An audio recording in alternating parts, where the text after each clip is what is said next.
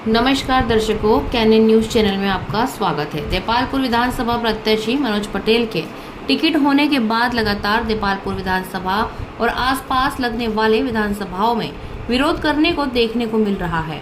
इसी क्रम में जहां पूर्व में उज्जैन राव और कई विधानसभा में विरोध देखने को मिला, लगातार अपने विरोध की गति को बढ़ाते हुए इंदौर भाजपा कार्यालय पर बड़ी तादाद में नारेबाजी करते हुए स्थानीय कार्यकर्ताओं द्वारा अपना विरोध प्रदर्शन कर बताया गया कि कहीं न कहीं भारतीय जनता पार्टी द्वारा चुने गए उम्मीदवार और चुनाव में चूक हुई है, जिसे सुधारा जाना अति आवश्यक है, अन्यथा इसके दुष्परिणाम आने वाले चुनाव में देखने को मिल सकते हैं।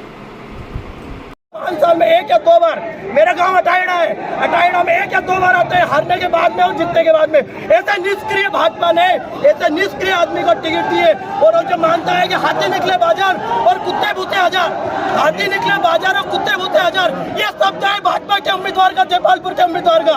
और ऐसे आदमी को भाजपा ने टिकट दिए। हम राजेंद्र जी चौधरी हिंदूवादी नेता के साथ में है और निर्दलीय चुनाव लड़ाएंगे। सभी कार्यकर्ता राजेंद्र जी और निर्दलीय चुनाव लड़ाएंगे और चुनाव जिता के बताएंगे भाजपा को। और एक विधानसभा में नहीं, कम से कम 15 से 20 विधानसभा में भाजपा को ये जो मनोज पटेल को पट्टा हुआ चलाया है, इसका भुगतना पड़ेगा और भाजपा को 15 से 20 विधानसभा में चुनाव हारना पड़ेगा। वाली बात कर रहे थे। हाँ, उनके अभी मिश्रा जी को ये भी है, वो भी फोन नहीं उठाते, इसको भी आपको बताओ। नहीं उठाते ना, वो तो एक ही है।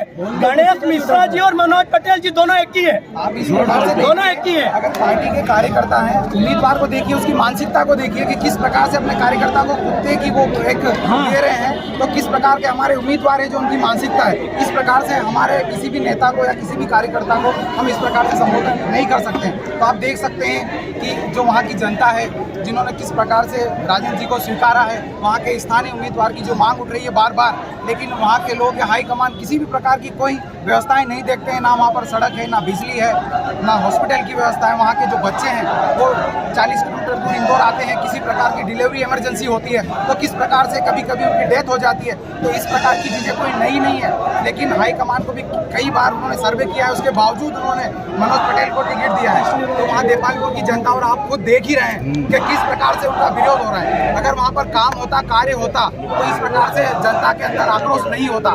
तो हम चाहेंगे कि इस बार हमारे राजेंद्र जी को बराबर अवसर दिया जाए और उनके साथ पूरी देपालपुर विधानसभा, बल्कि पूरा क्षेत्र, पूरा मध्य प्रदेश उनके साथ खड़ा हुआ है। किस प्रकार उन्होंने हिंदुत्व के लिए अपना जीवन निछावर किया है और मध्य प्रदेश का भारत देश जानता है, देश उनको जानता है, उनके इतिहास को जानता है। इस प्रकार के जो उन्होंने कार्य किया है और पूरा अपना जीवन जो समर्पण किया है वो भारत के लिए, हिंदुत्व के लिए किया है, उसके बाद भी भारतीय जनता पार्टी उनको टिकट नहीं दिया है। देखते हैं आगे।